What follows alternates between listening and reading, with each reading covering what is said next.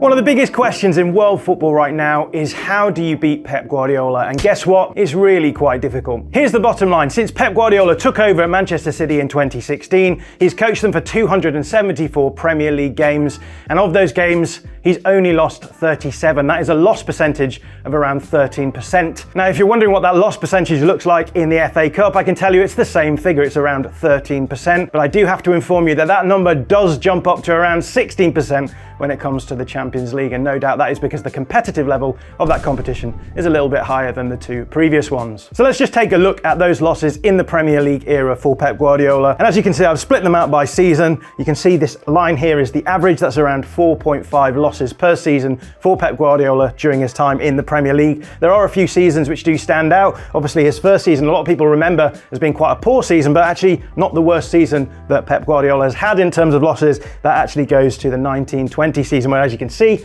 there's 9 losses in that season. This was the season when Liverpool won the Premier League, and a big part of that is obviously to do with the fact that Man City were losing much more than they usually did. But as you can see, most of the time you'd expect them to be below around 5 losses per season. You've got the 17-18 season, which was really impressive, just 2 losses that season. And if you compare that season to this season, you can see quite how badly Manchester City are doing already, because only 8 games in and they've already picked up 2 losses. But that's just the actual results. Let's take a look at the underlying numbers to see what they show. Now, what I've done is I've taken all of those 37 games and I've looked at the expected goal difference for each of them. So if it's a positive number, that means Manchester City have put up more expected goals than their opponents. If it's a negative number, that means their opponents have put up more than Manchester City. And as we can see, I've bucketed all of the results on this chart here. So all of the bars on this side of the graph are when Manchester City has put up fewer expected goals than their opponents. That's a bad thing. You want to be putting up more and better chances than your opponents. And then everything on the right side of the graph is when Manchester City have put up more expected goals than their opponents. And as you can see,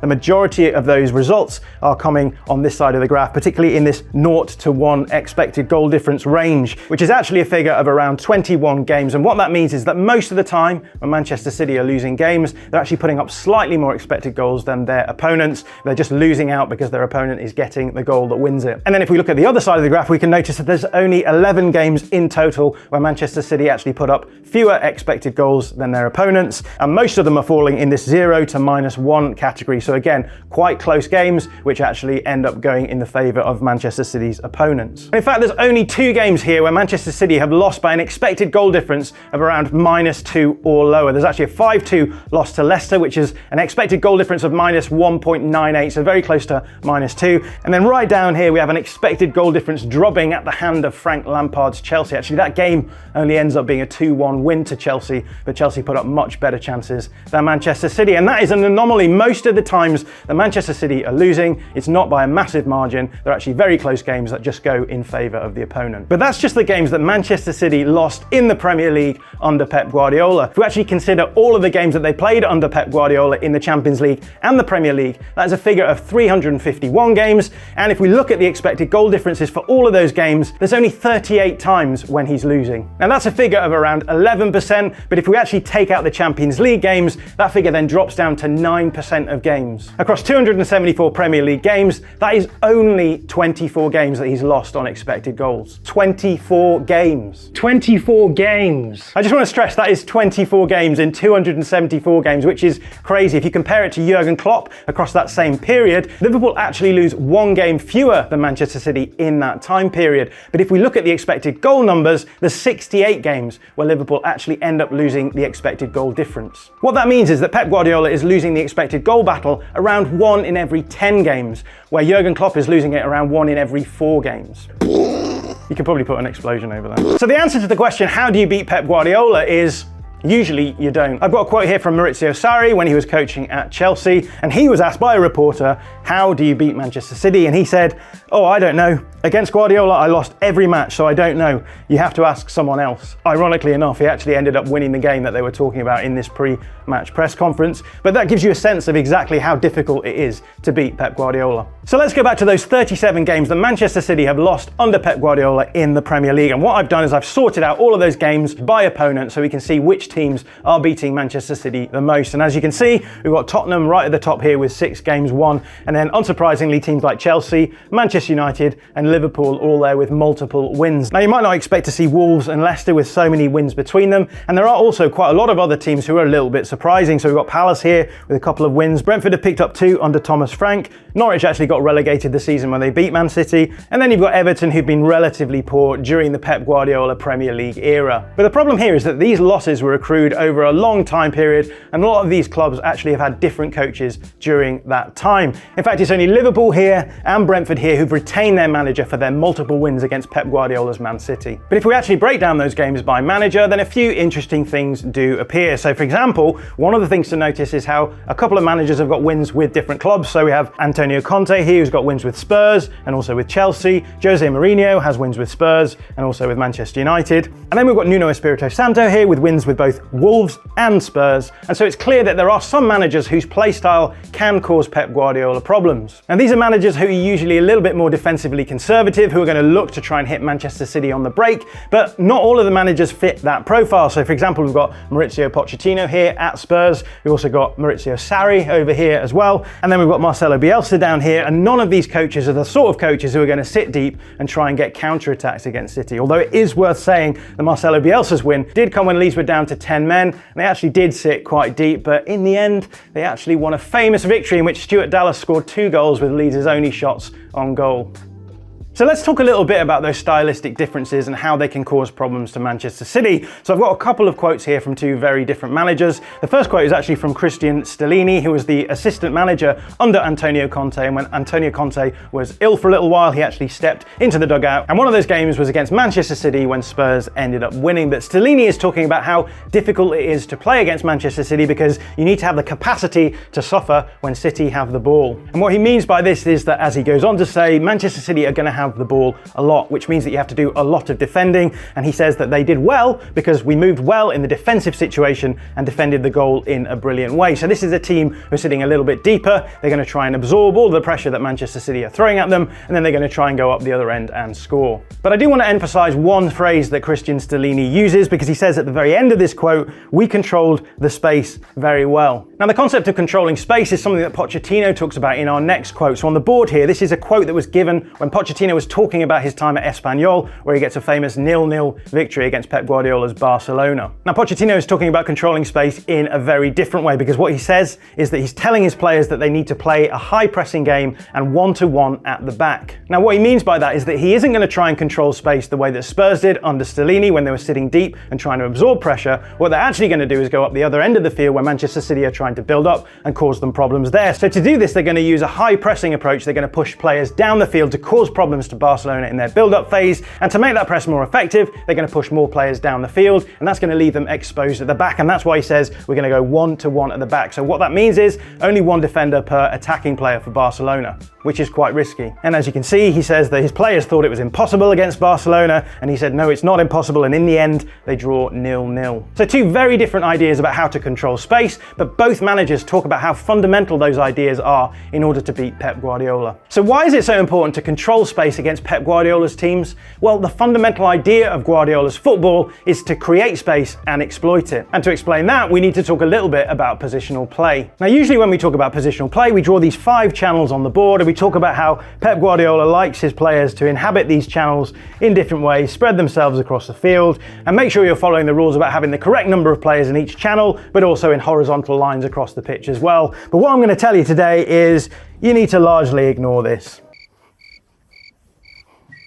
And the reason we need to ignore this is because it gives the impression that all Pep Guardiola cares about is evenly spacing his players across the pitch in order to get advantages. But I don't think this is a particularly helpful way of viewing things, because at the most basic level, what Pep Guardiola cares about is using the position of his players to generate advantages which allow him to move the ball through lines of opposition pressure down the field into dangerous scoring areas. Now that isn't to say that we won't see Pep Guardiola teams lining up in this way with 5 players in these channels, but that is because often they'll be playing against a back 4, and in those situations, the space that opens out is going to be between those channels.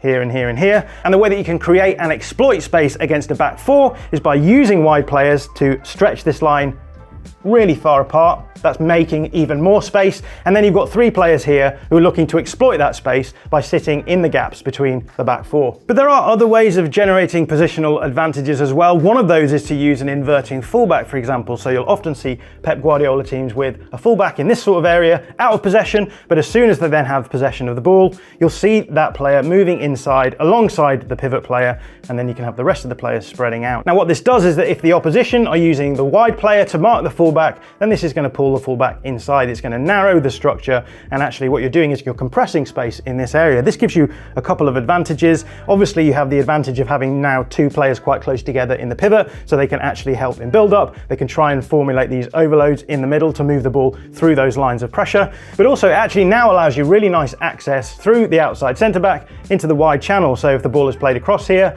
the wide forward on this side can actually drop in, and you can have this pass being played across because this player is now no longer guarding that channel. So there again, you're getting a positional advantage by moving your players around, opening space, and then finding ways to exploit it. And you can also use these sorts of positional ideas in build-up as well. So let's imagine that we've got a block of 5 players pressing Manchester City's build-up block of 5 players as well. It's important to remember that the goalkeeper also counts as a build-up player here as well. So what you could see is one of the centre-backs moving aside, and the goalkeeper can now move in. You now have an overload here, and what you can do is you can use this overload to actually pull the opposition around, move the ball down the field, generate space in behind lines of pressures, and actually you could either have like an 8 dropping in here to pick the ball up, or you could create a blindside run for the other pivot player and then play the ball through to him. So what you've done here is actually create a positional advantage in behind the lines of the opposition press. You found the ball through, and now you're in a much better position to progress the ball down the field. And so rather than thinking about Pep Guardiola's idea of positional play in terms of a big picture tactical approach, I prefer to think about it in terms of smaller, localized battles that are happening all the way across the pitch that allows his players to move the ball through opposition lines of pressure and progress the ball down the field. And this is precisely why it's so hard to play against Pep Guardiola teams, because however you try to stop these weaknesses opening up in your structure, his players are able to look for other weaknesses in the structure, target those, and cause the same problems again. So let's give you an example of that. We've already talked about how Pep Guardiola teams are going to try and create problems for a back 4. They may use wide players to pull the fullbacks out, isolate space around the middle, have the 2 8s attack the space that opens up if the 2 centre-backs are actually tracking the centre forward. So you might look at this and think, well, a back 5 could be a solution here, because what we'll do is we'll put an extra player in that line. We can now match up against everyone in that line, and actually there's no space that is opening up there that can be exploited. If the fullback is going to step out to a wide player, then you still have coverage across all of the other players here. Now there's a couple of things that Pep Guardiola could do here to respond. One of the things he could do is simply push another player forward, and so rather than being 5-on-5, you're now 6v5, and you've got 6 players who are going to start again attacking the spaces between the defensive line like this. Now obviously you've left yourself a little bit more exposed in the defensive areas, but the opposition have taken a player from further forward and dropped them into their back line, so it could be a gamble that you're willing to take maybe against lesser teams. But there's another option here, and that is that because the opposition have tried to solve this width problem in the first line of their defence, they've actually created another weakness, which is in this area here, the central midfield area, where they've pulled a player a little bit deeper. And so Pep Guardiola might respond by overloading this area in order to try and get a positional advantage again. So let's say the 2 double pivot players push up, maybe the 8s drop off a little bit to cause problems to these outside centre-backs. Do they step up and then leave space that can be exploited? The same thing could happen with the centre forward as well. We've seen Pep Guardiola play with false 9s who like to drop in, drag this central centre-back out, and again you're creating space in here. And what you're going to end up with then is an overload in this central space. Now you can see there's 5 Manchester City players who can fall into this kind of area, and they are going to overload in that 3-man midfield. And the hope is here that with this overload in the central space, Manchester City should be able to generate some positional advantages where they can play the ball through the lines of pressure, they can have players dropping off the front line to create space in behind them, and then hopefully playing these balls into space in front of goal so that they can generate goals. Now the opposition manager might respond to this by saying, well fine, if they're going to overload the midfield area, I'm going to drop one of my strikers in, and what we can do is we can deny Manchester City even more space around their midfielders like this, and what we'll be able to do then is actually make it harder and harder for them to actually exploit the space that exists, because there's simply no space there to exploit. But all we've done here is just create another weakness elsewhere, because now we only have 1 player in that front line of the press, and that is going to come up against the 3 or 2 players in the first line of Manchester City's build-up unit as well. And what that means is that it won't be very hard at all for Manchester City to get the positional advantage playing around this player, and all that's going to happen then is you're going to squeeze the opposition really deep, really narrow, and you're going to actually dominate possession. Now, there will be some managers who are happy to take this gamble and just sit really deep, deny space at all for Manchester City, and then hope that what happens is they can turn the ball over and then do these counter-attacks into all of the space that opens up with Manchester City pressing high. But there's a couple of problems here. The first one is that because it's so easy for Manchester City to get the positional advantage,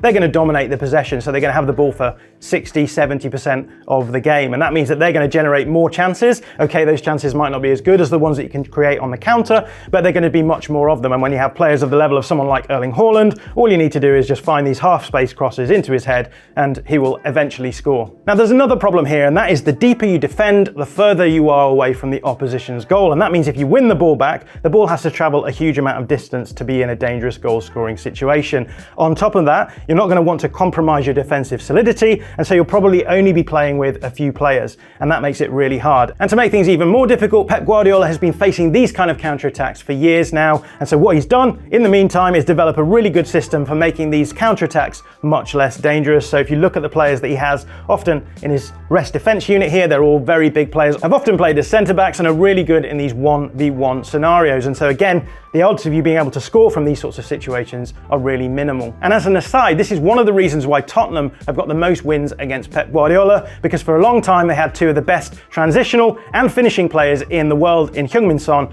and Harry Kane, which meant that they were really well set up to be able to exploit these kind of situations. So to sum this up, it's really hard to beat Pep Guardiola because his positional approach is designed to create and exploit weaknesses in the opposition. But they do this by targeting localized areas so that if an opposition manager plugs that weakness, they're just going to create one somewhere else. And if you defend conservatively, then you have to get lucky 2 times over, because defensively, you're giving them all of the ball and they have the players to actually hurt you. And then at the other end, because you're sitting so deep, you're making it much harder for yourself to attack. And so you really have to get lucky in front of goal and finish all of your chances. So we've seen how conservative attempts to control space against Pep Guardiola can often go wrong. So the question is, are there other ways of being able to do that where you don't just give Manchester City the impetus, sit deep and allow them to slowly break you down? Now, we've already talked about how Pochettino wanted his teams to press much higher against Manchester City, cause them problems in the build-up phase and risk being a little bit more open at the back. So let's take a look at 3 different teams who've been more proactive in their attempt to control space against Pep Guardiola. Now, the first team we need to talk about is Liverpool, because Jürgen Klopp has one of the best managerial records against Pep Guardiola, and the way that he's set up against them is much more proactive than some of the other attempts we've talked about so far. Now, when it comes to talking about Jürgen Klopp out of possession, a lot of people just assume that he's going to be doing really aggressive high pressing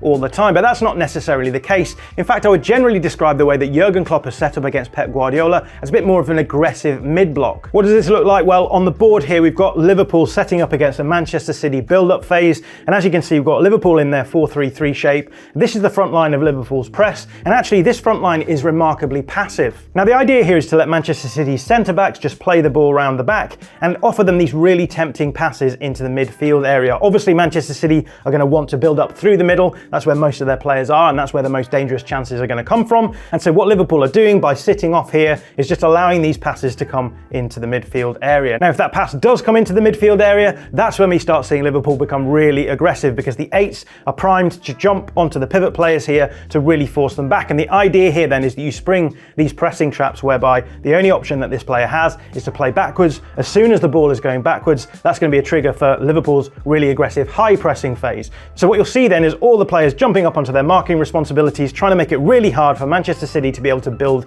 the ball out of these moments. But there are a couple of problems here. One is that Manchester City are still a very good build-up team, and they can often work themselves around these sorts of scenarios. So the pivot players may drop deep to help out. This is going to pull the 2 8s up to make sure there aren't easy balls out. And what this is starting to do now is generate a divide between your pressing unit of your players up here and then your defensive unit as well. We can see here the 2 Manchester City 8s may well be in a scenario where they're able to double up on the opposition's defensive midfielder. And so what this means is that if Manchester City are able to play the ball through the lines of pressure, they're now going to be in a situation where they are going to have the advantage in behind the Liverpool press. Of course, there is a solution here, and that is that the Liverpool players can really squeeze up against their Manchester City counterparts, really trying to negate the space that has opened up between the pressing unit and the defensive unit. And this is why people often talk about Liverpool's offside trap, because by stepping forward, they will bring certain players into offside positions. But this does come at a risk, because if you get that offside trap wrong, then the opposition can simply play the ball over the top, in behind, and that causes problems of its own. Now, there are a couple of caveats here. One of those is that Liverpool have only ever beaten Manchester City in the Premier League once, when they've generated more expected goals than they have conceded, and that was the game last season at Anfield, which is surprising because that was the season where Liverpool really struggled. But the other problem here is that to play this kind of aggressive mid-block into high press approach requires a really good set of players in terms of the out of possession side of things. Now, Liverpool obviously have that, but a lot of teams don't, so this might not be a very workable suggestion for ways to beat Pep Guardiola. Now, one of the best examples we've seen of how to beat Pep Guardiola has come from Mikel Arteta, whose Arsenal team recently beat Man City 1-0. Now, everyone knows it's taken a little while for Arteta to actually finally beat Guardiola, and in the last few games they played against each other, Pep Guardiola actually got a huge amount of advantage by generating space in the middle of the field here. So by pulling Arsenal forward, who really like to press high, they were able to expose players in this area and actually get players like Phil Foden, Alvarez, or players like Kevin De Bruyne, players who are really good at picking up the ball between the lines, turning and then running at opposition defences. So a big part of the game for Arteta was stopping this space being able to open out so that Man City could get those positional advantages that Guardiola is so often looking for. Now, there's also a caveat here from the point of view of Man City, and that is that they're missing a couple of key players in Rodri and Kevin De Bruyne. And so to respond to that, what we see is Pep Guardiola doing similar thing to the thing that Arteta is doing, that is overloading the middle. Rather than having the wide players hugging the touchline here in order to create space against the back line, he is actually going to bring them inside, no doubt with the intention of opening up space in the middle here and having these two players in between the lines in order to exploit that space that opens out. But then behind them we have these three players in Bernardo Silva, Rico Lewis and Kovacic, who are very good technical players. So the idea then is that you're going to be able to possess the ball in the middle, even though it is overloaded, to try and pull the opposition press forward, create that space that you can then play the ball through the lines to Alvarez and Foden. But that means that both teams are overloading in the middle, and the only width that's really appearing is coming through the fullbacks, so Guardiola and Walker on one side, and then White and Zinchenko on the other. And the big question is going to be for Arsenal, how do you stop these fullbacks from causing any problems? So let's imagine that Manchester City are building up, they're going to move their centre-backs wide, they're going to push their fullbacks further down the field, and Arsenal are going to step right up the field here in order to stop Man City having easy build-up access. But as we said, they don't want to allow any advantages in the middle for Man City, so rather than having the wide players on the fullbacks here, they're actually going to move them inside. So we've got Trossard and Jesus coming inside just to make sure that Lewis and Kovacic aren't going to be able to get any space around them. And that means it's left to Jorginho to track the two Manchester City 8s. You're going to have the 9 up against the two centre-backs here, the two fullbacks here and here. As you can see, there's the potential for there to be an overload in the midfield area here with Jorginho just sitting between Alvarez and Foden. Normally what you might expect is the fullbacks to come inside and help out with the wide forwards, but in this case the fullbacks are actually tasked with the responsibility of marking the opposition fullback, because we have our two wide forwards for Arsenal coming inside to make sure that the inside is all blocked out. So in these sorts of situations, Arsenal are actually quite aggressive. Jorginho moves on to Alvarez, Saliba can step up onto Foden, and Gabriel then is 1v1 against Haaland, which is obviously quite a risky way of doing it.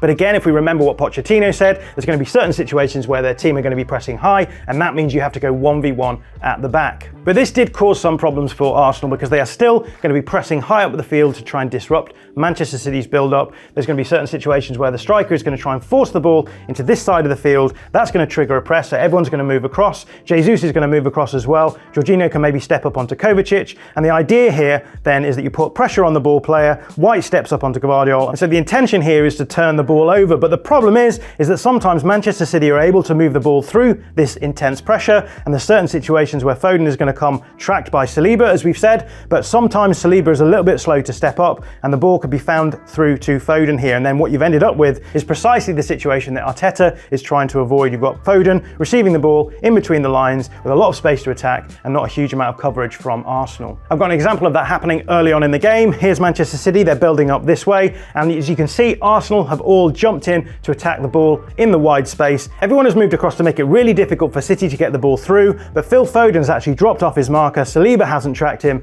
and Man City are able to play that pass through. And so what we've got here is Foden receiving the ball in between the lines. So if we move the tape on, we can see here's Foden, he has space to run into, Saliba is miles off him, and in this instance Jorginho has to track back to try and stop Foden from causing any problems. In the end, he actually fouls him and gives away a yellow card, and that's within the first 10 minutes or so of the game. That is not an ideal situation for Arteta, and so he quickly changes things up. How did he do this? Well, he actually changed the responsibilities of the fullbacks, because as we said before, it's maybe easier for the fullbacks to track these players floating in space. So let's pull the fullbacks across here, and now we can use Jesus instead as the marking responsibility to move across onto Guardiola if the ball comes across to this side of the field. But it's important to note that these wide players are still responsible for coming back inside when the ball is on the other side of the field. So in this instance, you would still see Trossard across on Lewis to make sure that the centre is still being blocked out. If the ball goes to the other side, you'll see Trossard coming across onto Walker. Everyone will shift across on the other side, and Jesus will come across onto Kovacic. Here's an example of that happening. So Arsenal still playing this way down the field.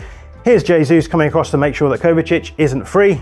And here's Trossard now dropping with Kyle Walker all the way deep, so he's almost playing as a fullback in this situation. But the problem is that you've now got your wide player pretty much playing as a fullback, so you're going to have less pressure further up the field. This is going to cause the very problems that Arteta is trying to avoid, which is Manchester City having a huge amount of license in the build-up phase to be able to move the ball around. And so Arteta, again, wants to change things up to make things a little bit more difficult for Manchester City. What was this solution? Well, in the second half, rather than having Nketiah and Erdegaard pushing out onto the centre-backs when they had possession of the ball, what we actually saw was Jesus moving in between the fullback and the centre-back here, and Trossard now coming off for Martinelli coming on, and him doing the same thing as well. So they're playing as almost hybrid players, in between players, so they're going to step up and then track the defender as well, with the idea that you make it difficult for the pass to be able to be made through on this side from Diaz to Walker, because Martinelli's in the cover shadow, he's going to press up. And the idea then is that you're pressing higher up the field without allowing the fullbacks to get a huge amount of upside. And here you can see what that looks like. So here we've got Jesus, here we've got Martinelli. They're much higher up the field than they were before, and they're tracking those outside centre-backs. So the idea then is that they should be able to press up onto the centre-backs and keep the fullbacks in their cover shadows. But guess what? There was another problem, because Pep Guardiola finds solutions to these problems, and what started happening is that Man City would start building up on one side, drag the Arsenal players across, and then quickly get his players to move the ball onto the other side. And now the fullback is not being able to be tracked by Jesus, and so the pass is able to come through. And again, you're starting to move through this forward line of pressure, starting to create this space in the middle, play the ball into that and really start trying to target it. And this is why it's so difficult to beat him, because if you plug a weakness, you're simply creating a weakness somewhere else that he'll then turn his attention to and try and exploit that instead. It's this flexibility which makes him so difficult to beat. And so in the end, despite the fact that Arteta had wanted to destabilise Man City by pressing a little bit higher up the pitch, he recognised that that was coming at the detriment of Man City coming back the other way, and so he was happy for his team to sit a little bit deeper. They blocked out the middle, they stopped each other from actually having any advantages in the middle, and the result was this. Not a huge amount of chances. So you can see Arsenal 0.41 expected goals, Manchester City 0.55 expected goals. The big chance coming to Nathan Ake early on in the game, but after that Arsenal were really good at keeping them pretty quiet. And so in the end, Mikel Arteta tried to get the advantage by simply bringing on a couple of taller players and playing the ball more directly, vertically into the Manchester City back line to see if anything could come of it. And in the end, that thing did come in the form of a Martinelli goal. And so what we have with Arsenal is a slightly more proactive way of approaching a Pep Guardiola team that refuses to allow Manchester City to dictate the terms of engagement. But this proactivity isn't just about Arsenal being able to press high in certain phases and then drop deeper in other phases. It's about having the flexibility to be able to deal with Manchester City's flexibility. So as we've talked about, Arsenal can push up their wide players onto the fullbacks or use their fullbacks onto the opposition fullbacks as well. And then covering this space in the middle, they have a lot of flexibility for players to drop in and help out to make sure that that space doesn't open out for Manchester City to exploit. And so to beat Guardiola, what you need is a proactive approach to stop him from dictating the game, and that means that you need a flexible approach to stop him dictating the game. And that brings us on to Inter and their tactics against Manchester City in the most recent Champions League final. Now, those of you who watch Inter at any point in the last couple of seasons will know that Inter use this 5-3-2 shape out of possession. If the ball goes on one side, their 8 on that side will move across and everyone will slide around, and if the ball goes back on the other side, you do the same thing the other way around. But this is quite a narrow structure out of possession, and in order to counter that in the Champions League final, Pep Guardiola changed his system from what he'd been using through the season at that point. And what we saw was, rather than having a double pivot and having a box midfield like this, he actually switched things around to make it into a diamond midfield. So what we ended up with is number 10, 2 number 8s, and then a pivot player as well. Now, interestingly, John Stones was playing as a right back out of possession, but what would happen in possession is that he would move into this midfield to make up a diamond. Actually gives you really nice access between the outside centre back and the wide player, but it also pulls this pressing unit quite close together. And so what you can see ends up happening is that Manchester City end up with 4 midfielders up against 3 Inter midfielders, which is a bit of a problem. So to counter this, what Inzaghi did was he actually tweaked this system up a little bit. What he did is he had Dzeko coming central, sitting between the strikers and the pivot player. They moved Martinez out wide, and they actually moved Çalhanoğlu inside here onto Rodri. So what you end up now is with something much closer to matching what's going on in the Manchester City midfield. You now have a 4v4 battle in the middle. But there's a problem here, and that is that you now only have one player in the front line of your press up against 3 centre-backs and a goalkeeper. And the big question is, how are you going to stop this from becoming a problem by just simply playing at one side or the other and starting to break down the structure of the opposition? And the way that Inter solved this is that when the ball comes to one of the outside centre-backs, one of the central midfielders is going to jump up to make sure the centre-back isn't in settled possession. You can have your wing-back jumping up on the wide player, but obviously you're leaving this player free, Kevin De Bruyne in this instance, in a lot of space. And as we've said, what Manchester City love to do is to create these jumps in order to find the player who is free. And so what ends up happening is that you have a lot of space then in between the line of the midfield and the defence, which Man City can exploit. So the big question becomes, how are you going to stop this from becoming a problem? How are you going to stop Pep Guardiola's team from being able to exploit the weaknesses that they've created? And the answer to that is this fantastic back five that Inzaghi is using, because what he's got with this back five is an incredible capacity for flexibility. So we can see Kevin De Bruyne gets the ball in this situation. We can actually have Darmian stepping up onto him, but then we still end up with what is effectively a back four, because Bastoni can step around. You've now got Acerbi and Bastoni on Haaland. You don't want to have simply a 1v1 there because we know how dangerous Haaland is, but Darmian is putting De Bruyne under pressure. There's a level of flexibility here because if the ball goes the other way, we can have the same thing happening again. So let's say that they build up through Akanji on this side, Martinez steps up, wing-back steps up on the winger, you've got everyone else making sure that there's no free options. Stones is free, but in this scenario now, Bastoni steps up, Acerbi is now on Haaland, and this allows the freedom now for Darmian to move across and become the second centre-back, keeping the centre-forward quiet. But it is worth noting that there is even more flexibility here, because there will be certain situations when, for example, Darmian might not be able to step up onto De Bruyne if Barella pushes forward, and so all of the players in this sort of area when the ball is on this side will be aware of the fact that there is this free player. So you may have Brozovic coming across, Dumfries might come across if Barella is cutting off the passing lane here as well. So the whole idea between Inter's out of possession approach here is to stop Man City getting the advantages of winning those small tactical battles that they have across the field, where they can work free players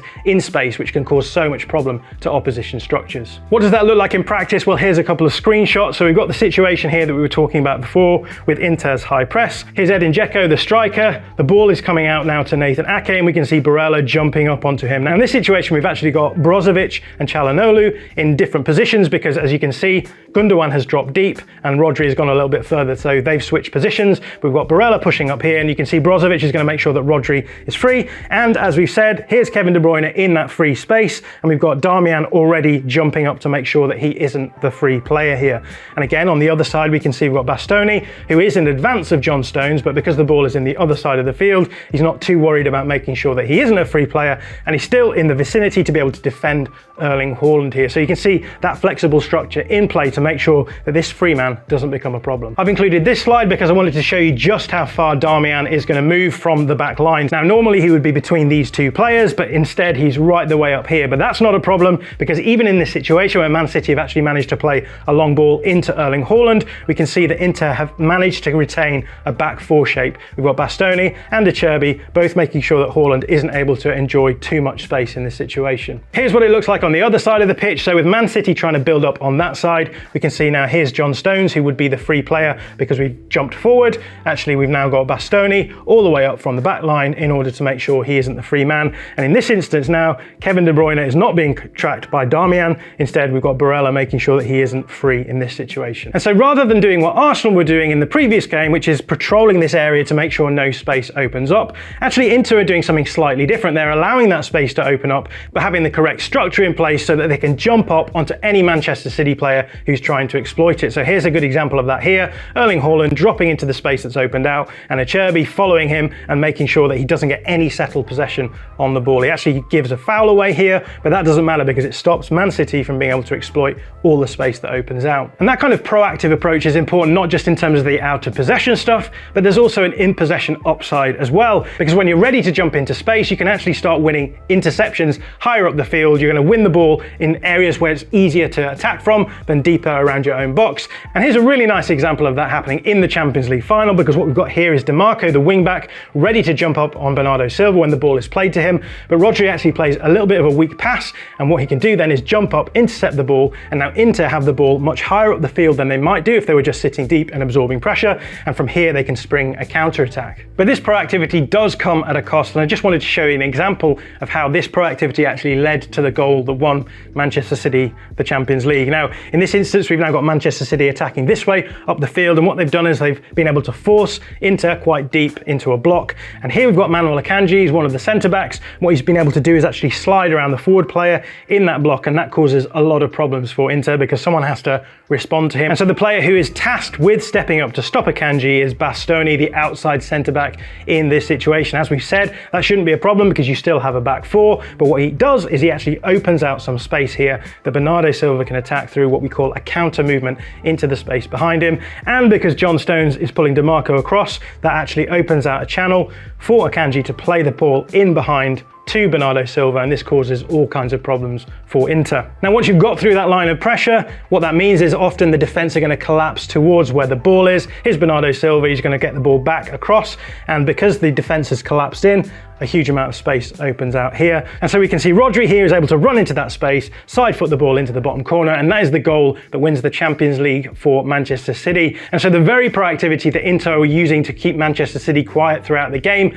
actually proved to be their undoing in the end. And this is why I've chosen a game where Manchester City actually won, in order to show you how you can find ways of beating Pep Guardiola, because at the end of the day, you can do everything right, you can have the best plan in the world to keep them quiet, and Manchester City will still win anyway. So how do you beat Pep Guardiola? Well, as I see it, there's two options. Either you can try and control space conservatively, sit deeper, allow them to dictate possession, and hope that you get lucky at both ends, or you can adopt a more proactive approach at controlling space, try to limit City's ability to control possession and therefore generate chances, and hope to be clinical enough in front of goal yourself in order to come out on top. Now, both approaches are risky. Both require near perfection, both out of possession and in possession. But the important thing to remember is that if everything goes in your favour, it can be done. If you like this video, please consider subscribing to the channel. The Athletic is home to some of the world's best sports journalists, including journalists dedicated to each Premier League team, so every fan gets the coverage they deserve, not just the big clubs. And you can try it for free now for 30 days. See the link in the description.